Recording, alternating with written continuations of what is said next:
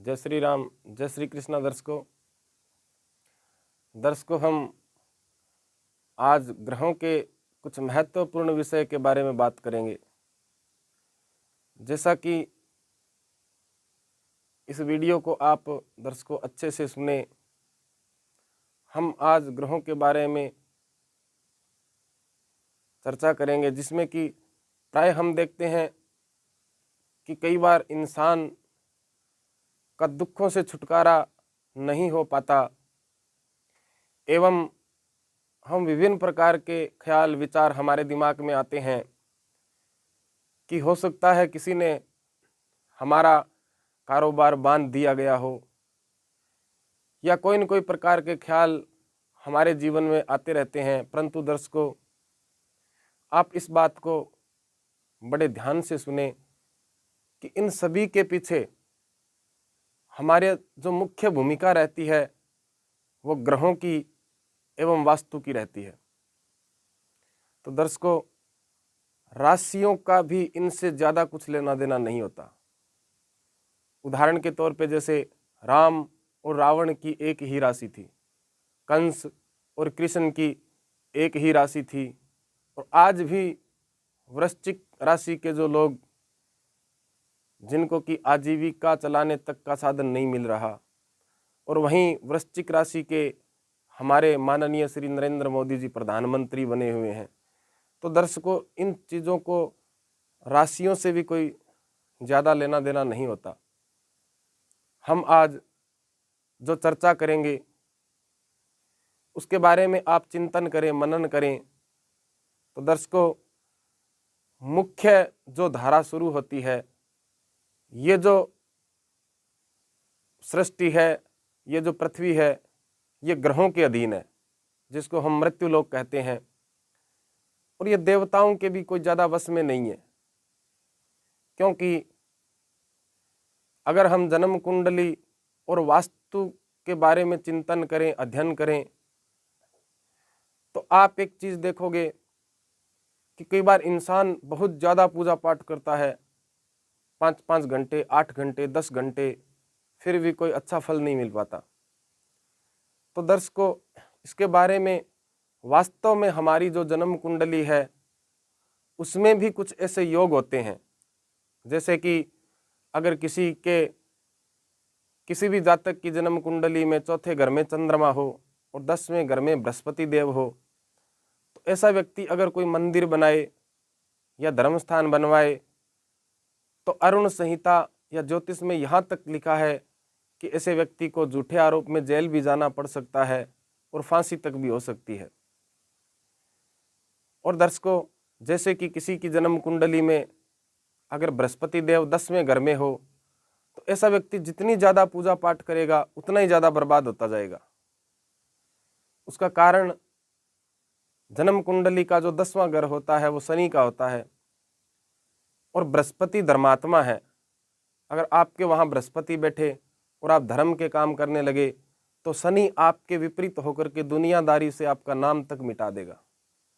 यही वजह है दोस्तों कि हम अक्सर बहुत पूजा पाठ करते हैं, दान पुण्य करते हैं, परंतु फिर भी हम शारीरिक रूप से, मानसिक रूप से प्रताड़ित रहते हैं, दुखों से हमारा छुटकारा नहीं हो पाता।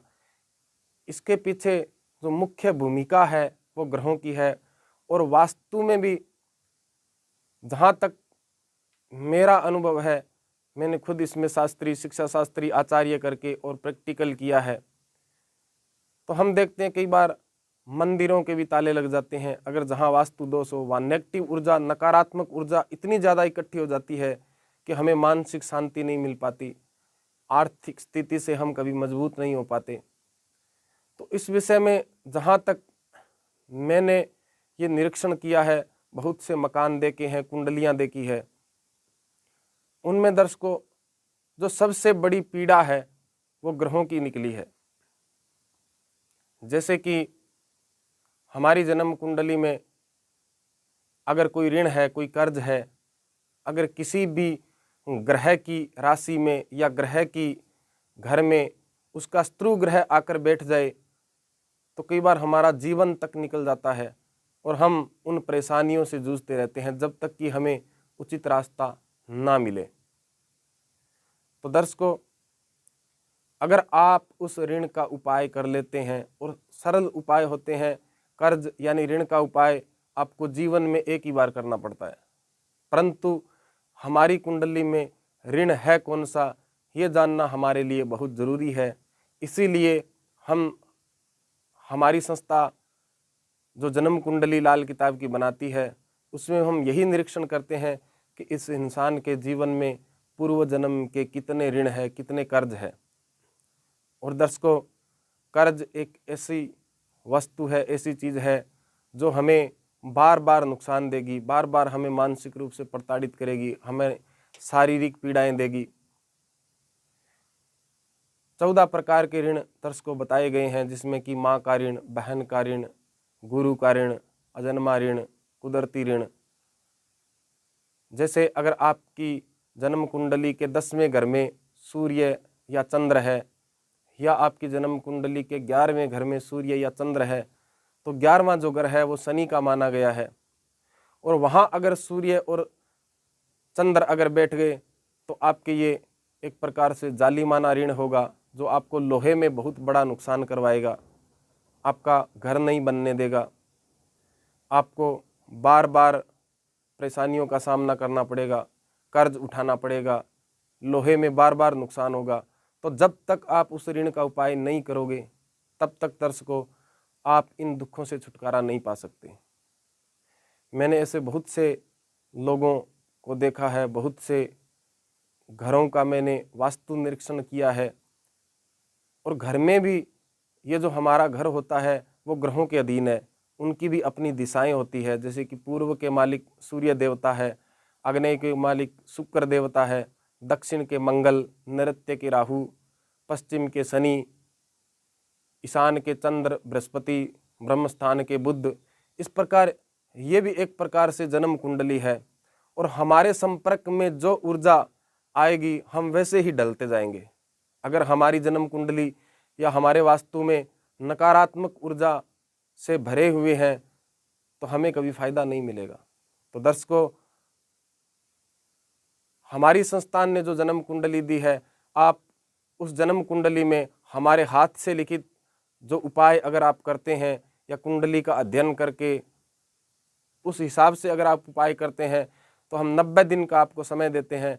90 दिन के अंदर अगर आपको किसी प्रकार का फ़ायदा ना मिले तो आप हमारे से संपर्क करें, हमारी कुंडली वापस दे सकते हैं, हम आपको फीस पूर्ण रूप से वापस देंगे।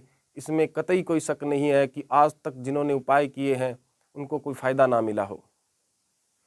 तो दर्शकों, जैसे कि अगर आपकी कुंडली के 5वें घर में या दूसरे घर में या 9वें घर में या 12वें घर में बृहस्पति के शत्रु ग्रह शुक्र बुध राहु बैठ जाते हैं, तो जब तक आप उस ऋण का कर्ज का उपाय नहीं करोगे, तब तक आप जितनी चाहे उतनी पूजा पाठ कर लें, जितने चाहे उतने मंत्र जप कर लें, परंतु जीवन में एक ही बार जो सामूहिक ऋण का उपाय नहीं करोगे, तब तक आपको एक पैसा भी फायदा होने वाला नहीं है।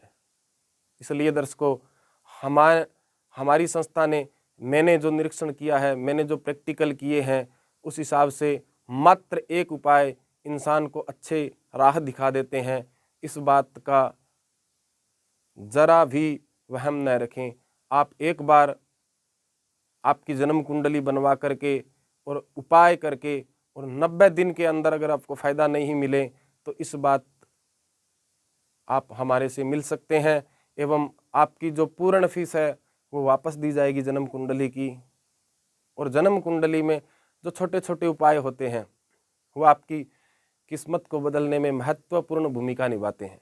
उदाहरण के तौर पे हम एक छोटा सा उदाहरण लेते हैं कि जैसे अगर किसी भी जातक के 7वें घर में बृहस्पति हो, अब 7वां घर शुक्र देवता का घर है, और कलयुग के अंदर कहते हैं और कुछ अच्छा हो न हो, लेकिन शुक्र ग्रह का अच्छा होना बहुत ज़्यादा ज़रूरी है, क्योंकि शुक्र भोग का कारक है, जमीन का कारक है, बरकत का कारक है। जब तक शुक्र अच्छे नहीं होंगे तब तक हमें अच्छे फल नहीं मिल पाएंगे। अब दर्शकों, 7वें घर में शुक्र के शत्रु ग्रह अगर बृहस्पति बैठ जाएं और हम धर्म के काम करने लगें तो इससे शुक्र को पीड़ा होगी, एवं शुक्र हमें दुनियादारी से इस प्रकार निकाल करके फेंक देगा कि हमारा प्रभाव खत्म हो जाएगा, हम कर्ज में डूब जाएंगे, हमारे कारोबार बंद हो जाएंगे, यहाँ तक कि हमें स्त्री का सुख भी नहीं लेने देगा। आप जितने ज़्यादा धर्मात्मा बनोगे, और जब तक आप अपनी जन्म कुंडली या प्रश्न कुंडली नहीं बनवाते और आपको जब तक इस बात का पता न हो कि हमें किन बातों से सावधान रहना है, तब तक हम नुकसान पे बड़े नुकसान उठा जाएंगे कि कहीं तो हमें फ़ायदा मिलेगा, कोई न कोई देवता तो हमारी सुनेगा। लेकिन दर्शकों, वास्तव में ये जो पृथ्वी लोक है, ये जो मृत्यु लोक है, ये ग्रहों के अधीन है, देवताओं के अधीन नहीं है। क्योंकि मैंने 10-12 साल में जो चीज़ें मैंने देखी है कि 15-15 साल से लोग इतनी ज़्यादा पूजा पाठ कर रहे हैं, इतनी ज़्यादा पूजा पाठ कर रहे हैं कि ना तो उनको नौकरी मिली, ना उनका कारोबार चला, और दिन रात कर्ज में डूबते जा रहे हैं। परंतु उन्होंने जैसे ही लाल किताब अरुण संहिता के उपाय किए, कर्ज के उपाय किए, मात्र हफ्ते या 10 दिन में ही उनको एक नया रास्ता मिल गया। तो दर्शकों, जन्म कुंडली के विषय में मैं आपको कुछ बताऊंगा कि हमारी संस्था की ये लाल किताब की जन्म कुंडली है। आपके पास अगर जन्म तारीख नहीं है तो भी कोई प्रॉब्लम नहीं है। ये जो नीचे नंबर दिया गया है, इस नंबर पे आप जब भी संपर्क करोगे, उस समय की प्रश्न कुंडली बन करके आपको बता दिया जाएगा कि आपकी जन्म कुंडली में कोई ऋण तो नहीं है, पूर्व जन्म का कोई कर्ज तो नहीं है। अगर वो है तो सबसे पहले आप उस कर्ज का उपाय करें। क्योंकि दर्शकों, ग्रहों की भी 2 प्रकार की भूमिका होती है, एक राशि फल का ग्रह, एक ग्रह फल का ग्रह। राशि फल का जो ग्रह है उसका हम उपाय करके और उसकी बुरी आशंकाओं को टाला जा सकता है, परंतु ग्रह फल के ग्रह को भगवान शंकर भी नहीं टाल सकते, ऐसा ज्योतिष में लिखा हुआ है। तो दर्शकों, हमारी संस्थान से ये जो जन्म कुंडली बनती है, इसमें हम निरीक्षण करके पहले ये देखेंगे कि आपकी जन्म कुंडली में कितने प्रकार के ऋण हैं। उन ऋणों के उपाय हम हाथ से लिखकर आपको देंगे। उसके बाद जो ग्रह आपकी नकारात्मक ऊर्जा दे रहे हैं या शत्रु ग्रहों में बैठे हुए हैं, उन ग्रहों की वस्तुओं को उठा करके आपको जल प्रवाह करना है, या आपको मंदिर में देना है, या आपको तिलक लगाना है। जो भी होगा वो हम आपको लिख करके देंगे। आप ईमानदारी से मात्र 3 महीने 90 दिन, उपाय आपको हो सके तो 40 दिन करने पड़े, 15 दिन करने पड़े, या 2 महीने करने पड़े, परंतु 90 दिन में इस बात का हम आपको पूरा विश्वास दिला सकते हैं, भरोसा दिला सकते हैं कि एक बार आप ये छोटे छोटे उपाय करके और अपने जीवन में जो मुसीबतें आ रही है उनसे आप हमेशा के लिए छुटकारा पा सकते हो। तो दर्शकों, जन्म कुंडली में ऐसी सैकड़ों सावधानियां भी होती है कि हमें किन वस्तुओं का दान करना चाहिए, किन वस्तुओं का दान नहीं करना चाहिए। जैसे कि अगर किसी की जन्म कुंडली में सूर्य अगर 7वें घर में हो, तो दर्शकों, ऐसे में अगर वो व्यक्ति सूर्योदय के समय या सूर्यास्त के समय किसी भी प्रकार का दान करेगा तो वो दान जहर का काम करेगा। और ऐसे भी कुछ योग होते हैं कि अगर आप विवाह के बाद ससुराल से बिजली का सामान मुफ्त लेते हैं तो आपको ये ग्रह जड़ से उखाड़ करके फेंक देंगे। तो इन बातों का हमें तभी पता लगेगा जब हमारे पास जन्म कुंडली हो। और ये हमारी जो जन्म कुंडली है, ये 31 पेज की बुक है जिसमें हिंदी में सारा कुछ लिखा हुआ है, अलग अलग ग्रहों का जीवन भर आपके जीवन में अच्छे परिणाम क्या रहेंगे, बुरे परिणाम क्या रहेंगे। और अगर आपकी जन्म कुंडली में कोई नकारात्मक ग्रह नकारात्मक ऊर्जा दे रहे हैं तो उसका उपाय आपको क्या करना चाहिए। तो दर्शकों, अगर वास्तव में आपने अपने जीवन को सुधारना है तो जन्म कुंडली बनवा करके एक बार आप उपाय अवश्य करें। अगर किसी प्रकार का फ़ायदा नहीं मिले तो आप अपनी जन्म कुंडली हमें वापस दे सकते हैं, परंतु ऐसा कतई संभव नहीं है, क्योंकि ये जो उपाय होते हैं ये इतने स्टिकली उपाय है कि आपके जीवन को बदल कर रख देंगे। इस प्रकार आप ये जन्म कुंडली या प्रश्न कुंडली बनवा करके आप अपने घर का वास्तु या उसका नक्शा हमें भिजवा करके सलाह लेकर के एक बार आप ये उपाय अवश्य करें। जय श्री कृष्णा, जय श्री राम दोस्तों।